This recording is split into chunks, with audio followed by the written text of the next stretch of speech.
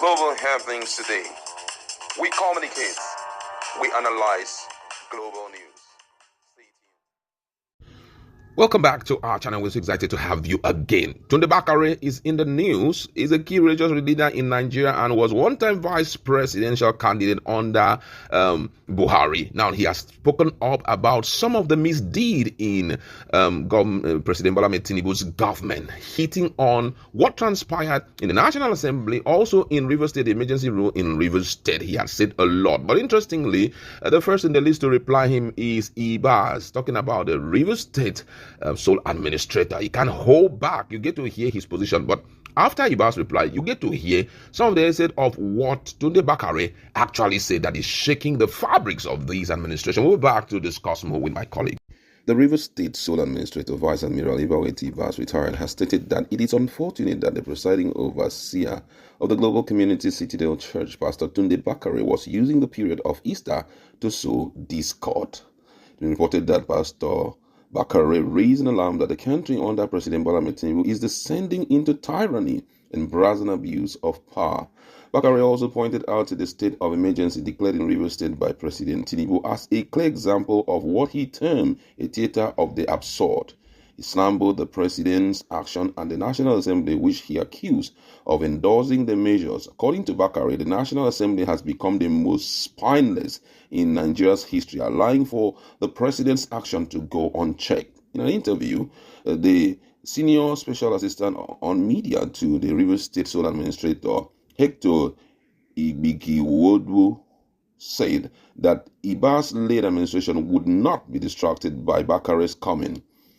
He further maintained that such remarks neither added value to the discussion nor helped the peace-building process in Rivers State.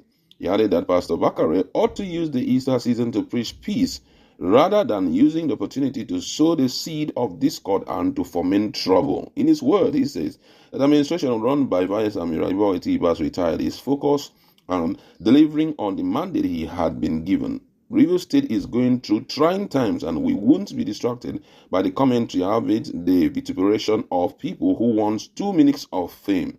According to him, he says, I don't know this pastor, seriously speaking, and the Rivers State government will not dignify his vituperation with a response. I sincerely do not know him. You said he used to be vice presidential candidate, so obviously he didn't win whatever platform he ran on. Nigeria is a country of over 230 million people. We have almost half of that number of faces, so we have thousands of preachers. If someone leaves the message he should be delivering to the Christian faithfuls in this season of peace and tranquility, rather than preach peace and the need to heal or the need to come together, and he is preaching distraction or trying to make himself the issue, we can't help but ignore. How has he contributed to the peace-building effort in Rivers State with his commentaries? Would he rather have the roof come down on all of our heads in Rivers State? Whatever affects Rivers State affects the country. Whatever affects the nose affects the eyes.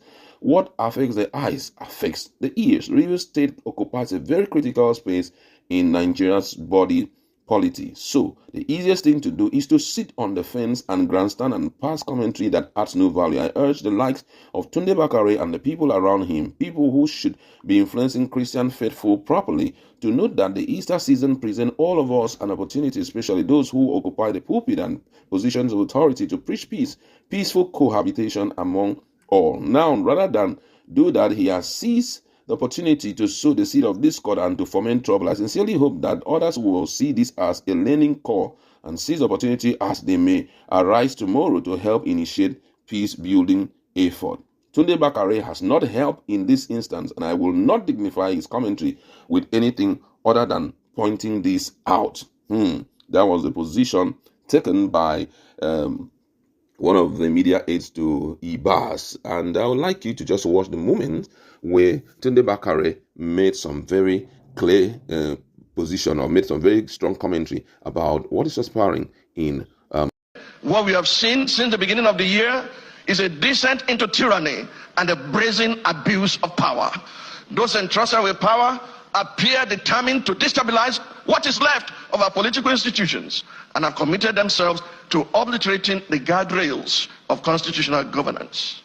From the theater of the absurd, staged in Rivers State, with puppets on strings controlled by directors in Abuja, to the dance of shame performed by the National Assembly in their rush to suspend the Constitution and endorse through the back door the usurpation of powers by President Bola Ahmed Tinubu, from the Senate shameless bid to silence Senator Natasha Akpoti-Uduaghan for demanding that the President of the Nigerian Senate should uphold the moral standard required of that office, to the uncouth outburst of an undistinguished senatorial misfit who tried in vain to silence the distinguished citizens attempting to testify on behalf of Senator Akpoti-Uduaghan. It is clear that our so-called leaders are determined to turn Nigeria into a mafia state. At the center of this political banditry is the motor park brand of politics, nurtured by the old brigade politicians, and in recent times by President Bola Ahmed Tinubu.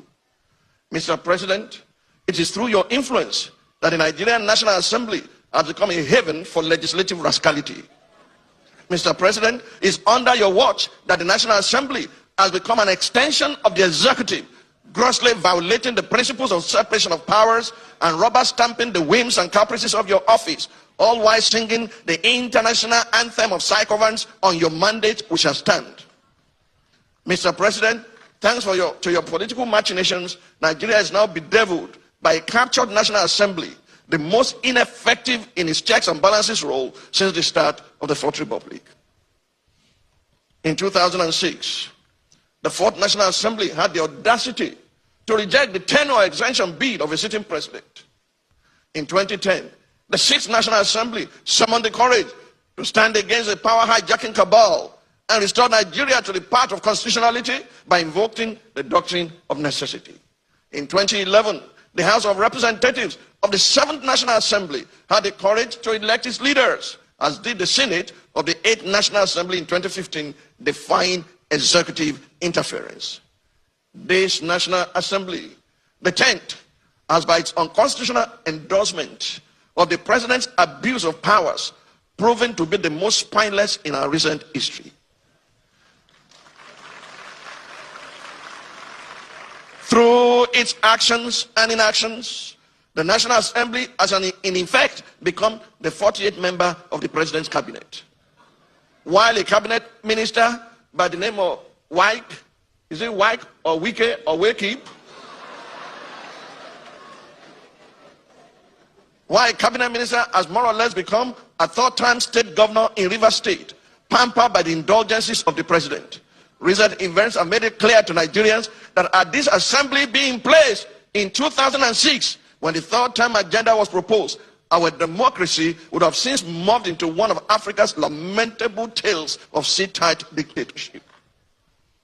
To the President of the Nigerian Senate, who has not heeded the call to subject himself to an unbiased investigation, to clear his name of the allegations leveled against him, and under whose leadership the National Assembly has become a carry-go legislature, hiding under the umbrella of technicalities and a dubious voice voting system, I leave you and your conscience with the words of Frederic Bessières, former deputy of the French National Assembly. He said, and I quote, "When plunder becomes a way of life for a group of men in a society, over the course of time, they create for themselves a legal system that authorizes it and a moral code that glorifies it." To the President of the Federal Republic of Nigeria, under whose brand of politics the institution of legislative oversight is collapsing and our democracy is faced with an existential threat, I say, Mr. President, Nigeria is too delicate for this kind of politics. If this state capture was what you meant by a Milokan, it is an anticlimax that can only be counterproductive at the end. I urge you, Mr. President, to think deeply and reflect on these words. No man is wise enough, nor good enough to be trusted with unlimited power. Mr. President, please stop.